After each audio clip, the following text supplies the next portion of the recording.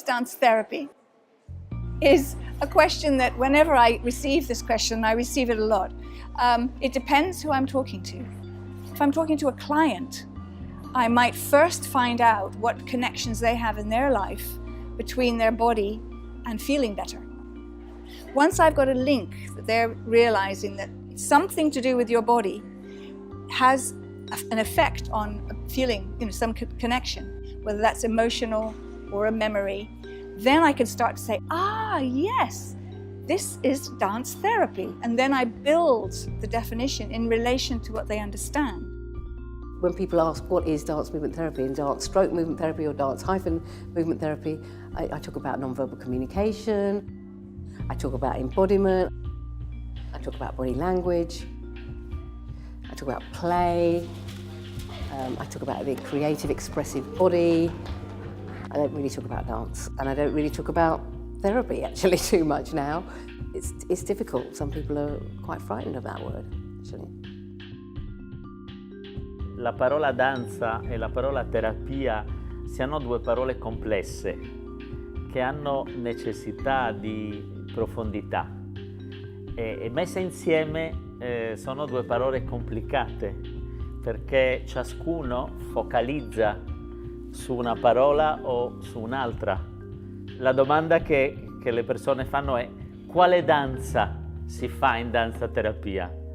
O viceversa, tutto l'interesse può essere sulla parola terapia, nel senso della guarigione, della cura. With the young offenders, I used to use just the word sessions, your sessions. When they were asked what they thought the sessions were about, they just said it's moving about, and talking. So yes, they got the fact that it was moving and a bit of talking as well. So, and that's all that matters really, that they were able to access it, that engage with it, play in the movement and reflect on that experience.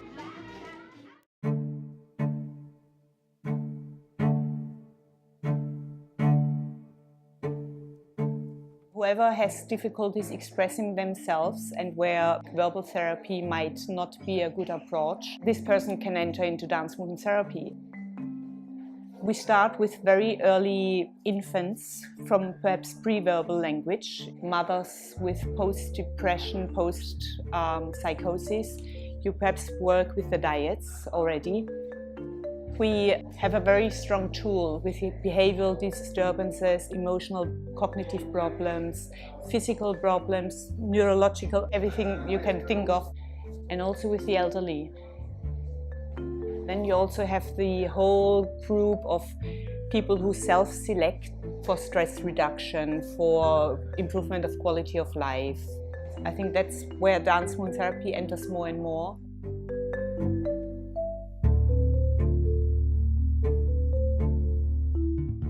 Often, the patients who are the most complex, nobody else can do anything. If they can't speak, they might send them to music therapy, but they can't hold a brush, we'll do this the whole time with it. But we can use that movement. We can actually engage with them, make a relationship through that movement. Strategies agreed between dance movement therapy professions across Europe to see what's the best way of explaining what it is we do without putting anyone off. To deal with resilience, often people might have experienced trauma in one or the other way and might have lost trust in themselves, in their own capacities.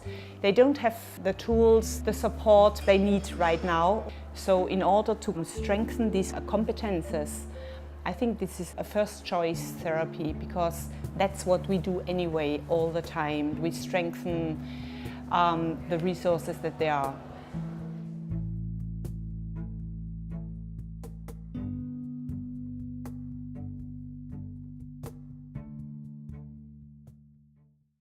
Well, the neuroscience has shown that we are biopsychosocial beings, that we have a body and we communicate through our body. Everything about us is shown in our body. All our non-verbal communication comes out of this place. The unconscious is embodied. And we have the capacity to really tap in, linking the body and the mind and the spirit to promote an integration of the whole self, and to go further and learn more about the self and raise more of the unconscious to consciousness. And it's never ending, is it, that? It's just infinity. It's raising up, raising up, raising up. Because embodiment is fashionable in neuroscience and so on, we even have embodied mindfulness, embodied CBT, probably round the corner. We're not in competition with them, but we can go that much further than they can. Mindfulness is all about sitting still. We need to move as a respite for sitting still, and we need to sit still as a respite for moving. So it's just 50%. We need to push for the other 50. So the mindful movement.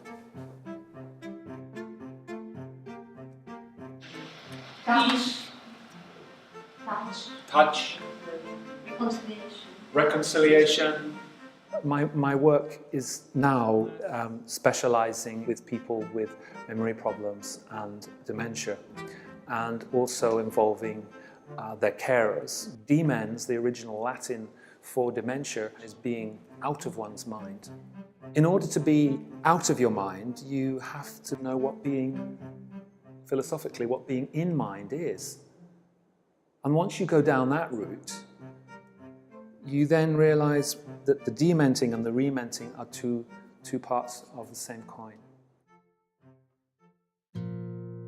We've got such fear and ignorance about dementia that when you actually work with people themselves, if you can get beyond the sense of what isn't possible into, well, what do you like to do? Increment by increment, people have a sense of their personhood, their own identity. So it's about bringing life where there might be a lack of life and a lack of movement. It fundamentally comes to revealing a hidden humanity that is present. So we're best placed to talk about it because our whole vocabulary, our language is non-verbal, and this is a perfect fit to help people come out of themselves and feel their resources, their capacities. We're bridge builders. We're building bridges between the not known and the not yet known.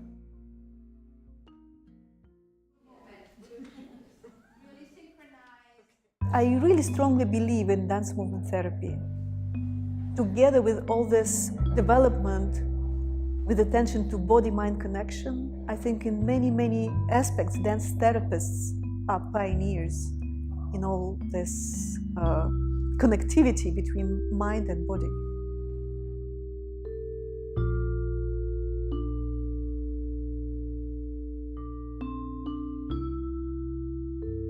As being one of the pioneers in dance movement therapy in my country, I have to start and to do everything myself. First, I was in an educational field, and dance was just my passion in life.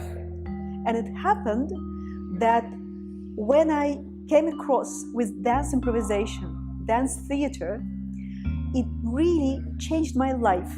I started to question about this healing power of dance. One of my dance teachers came from the United States, and they said, you may be interested in dance movement therapy. So I went to the Library of Foreign Literature to find out what it is. I would dream to have a master's degree in dance movement therapy because it took me so many years to reach this equivalent. It's been a long journey about differences, trying to pull together a lot of different countries in Europe.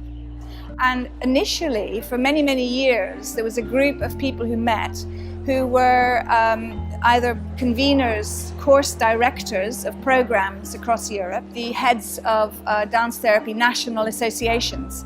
And each year they would discuss what they'd been doing and what the training standards were, and what they were hoping to achieve. And we managed to fulfill the vision of getting European association with a constitution established. But we also got in place, how do people register in this country or that country? What is a practitioner? Do you have to have supervision? How much training hours do you have to have? Some were in university trainings, some were private practice, private trainings. Some countries you could call yourself a psychotherapist, some countries you could not. Some had state regulation of the profession, some didn't. How could one country say, if you train here, you can work over there? Or if you work there, you can work here? Still, we haven't got that yet. We're still working on that.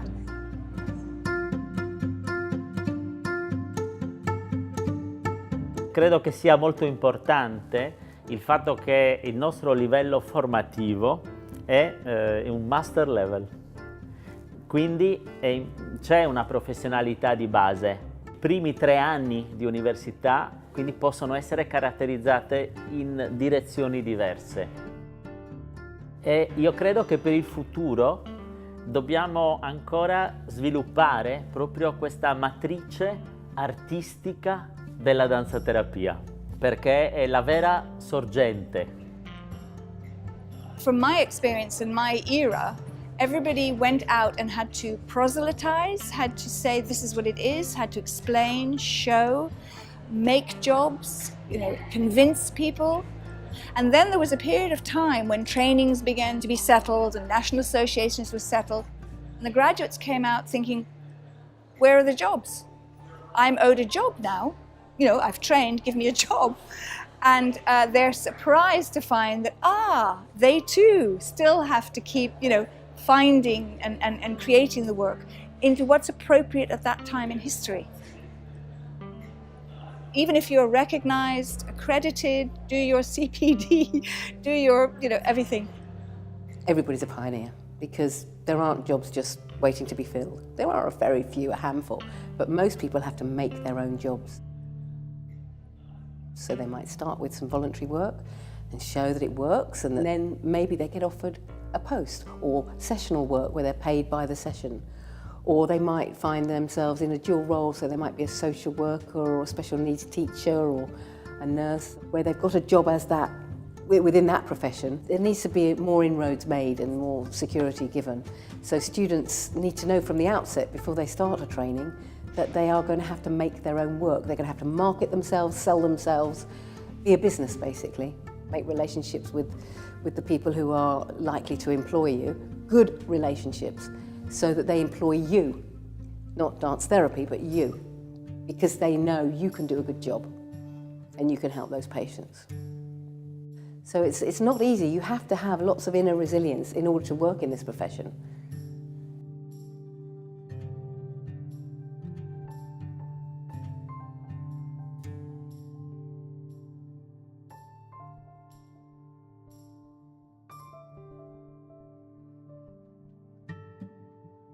I was remembering being in a room with people who wanted to sing, wanted to dance, wanted to walk up and down the room, wanted to dance in the middle of the circle. Some people didn't want the music on, they didn't like the music. And I felt a sense of terror. I felt like, what am I going to do? Somebody's in front of my machine and I can't use my machine as I was hoping, and somebody's just gone out the door. What do I do? I've got a group to manage. How do I keep this sense of a group? Because it's disintegrating and it's changing in front of my eyes and I don't know what to do about it. That anxiety and that fear.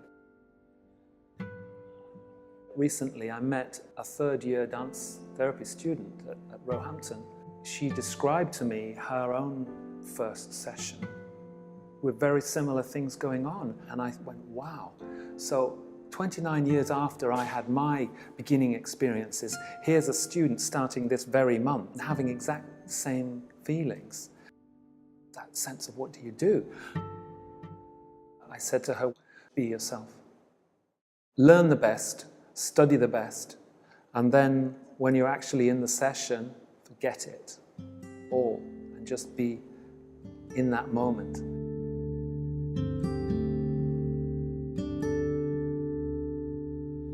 It's this real authentic presence physically and emotionally and psychically that I can dance with you and respond. And I always say that to students. You read the theory and then you think, I've got to go find the theory. I've got to go find that in my clients. I've got to go find that in me. Whereas actually that came out of somebody's way of talking about the experience. I was told once, you're flitting around, what use is that to anyone?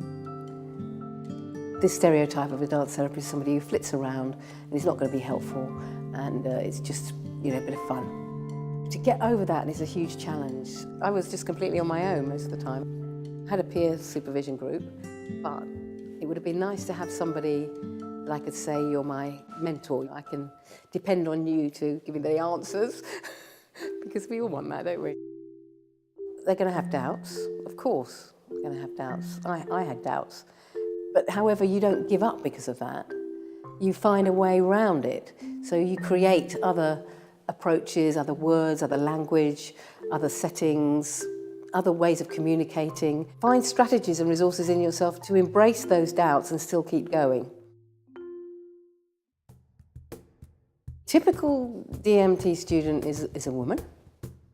They are creative, they love movement, they've got a movement background, a practice of some kind in movement, and most of all, they want to help make a difference to people's lives. I would personally like to see more men involved in dance psychotherapy. I would.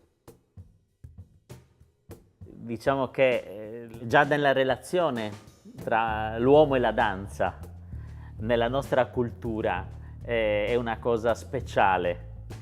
Per me è stata un'opportunità per scoprire e definire la mia identità maschile. Il movimento in questo senso offre una possibilità straordinaria, perché nella polarità del movimento, nella ricchezza delle qualità, degli effort, hai la possibilità di poter cogliere quell'elemento che sia Freud che Jung sottolineano, che l'identità di genere non significa rinunciare a degli elementi maschili e femminili che in misura diversa ci appartengono. La danza e la danzaterapia per me è stata questa opportunità, è una cosa molto ricca nella relazione terapeutica con i pazienti, nell'età evolutiva, con i bambini, che hanno la possibilità di confrontarsi, che diciamo nella relazione di transfer, una figura maschile che gli può supportare enormemente, e anche nell'adolescenza, e la possibilità di giocare anche delle proiezioni all'interno di un setting che è quello della danzaterapia, che è un setting sicuro, protetto e contenente. To use the movement, to use the dance, to use the body, mind.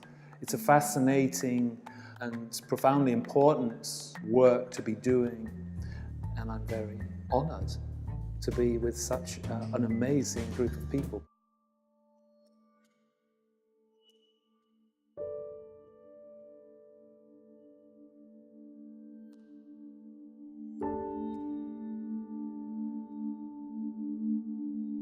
In terms of the future, I have a vision of dance psychotherapists working more and more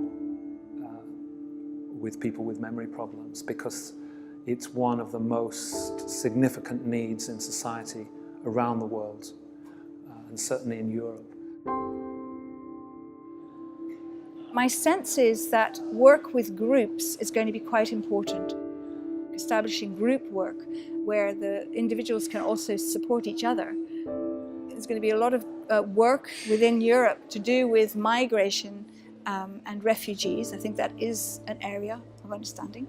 And I think less so perhaps on individual practice. So I think it's much more making ourselves available, encouraging the capacity of the family group, of the larger supportive community group. If you have a group of people sitting talking, if you wait for each person to talk. If you have a group of people dancing together, you have that many people creating community so quickly through play and exchange. And I think that's what we need to be doing, is offering that kind of space. Yeah. If I think about where dance therapy is going, first of all, I'm thinking about professionalization. And I think that that's the European Dance Movement Therapy Association, which is working on that to get parity so we can get economic movement and exchange of tutors, exchange of ideas, exchange of work as well. Without research, the profession isn't going anywhere, because research shows that we can deliver the outcomes that the health service or whoever is employing us requires. If we can show that evidence, then we've got a job. We need people to do PhDs, doctorates and so on, because they need to get that training in research so that they can then carry out postdoctoral research. In Europa ci siano delle risorse, ci siano delle energie, ci sia la voglia anche di aprirsi a modelli anche teorici più articolati, in particolare diciamo la dimensione dell'approccio antropologico e non soltanto quella del modello psicodinamico. E al tempo stesso quello che caratterizza, a mio avviso, la danzaterapia europea, per come la sto conoscendo, è un rigore metodologico, che credo sia veramente la strada importante, quella che può dare credibilità e specificità alla nostra disciplina. We need to get more recognition nationally, across Europe, internationally, as a profession, based on evidence. Evidence-based practice, and then I think move forward to be equivalent to psychotherapists who work already around Europe. We must speak more about our work, tell people and other helping professionals about what we do and what we really can bring, how we can add. Even if we are little in some country, together with associations in the United States, South America, Australia, Asia, we really built up a global community, professional community of dance movement therapists. So this is an established profession. This is an established standards of the training. It gives the support to go on. I think the cultural diversity which we offer is something very special, and I'm very proud of being part of that, to share with colleagues from all over the world. It's just fascinating with all the languages, the different cultural backgrounds. But when we move together, it's one language, and this is really the fascinating thing that brings us together.